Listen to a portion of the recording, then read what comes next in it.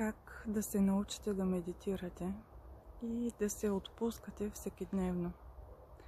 Един от най-добрите начини е ходеща медитация. Намерете си местенце, където ви е приятно.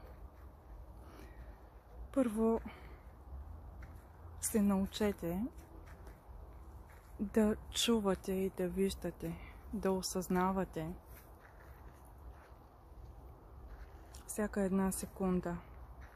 Да осъзнавате вятъра, въздуха, който навлиза през нострите ви. Да усещате и осъзнавате температурата, консистенцията на почвата, да чувате стъпките си. Всичко е важно.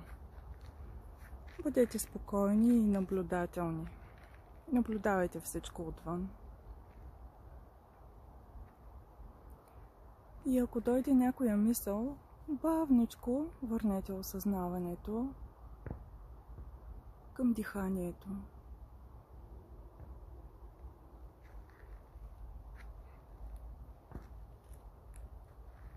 Опитайте се да виждате отначало красивите неща. И едва когато се установите в любовта, тогава започнете да забелязвате и да възприемате малко по-позитивно грозотата.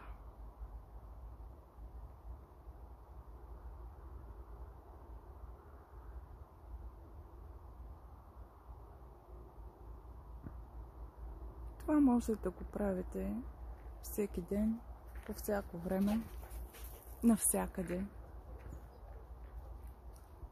Просто бъдете осъзнати, бъдете тук и сега.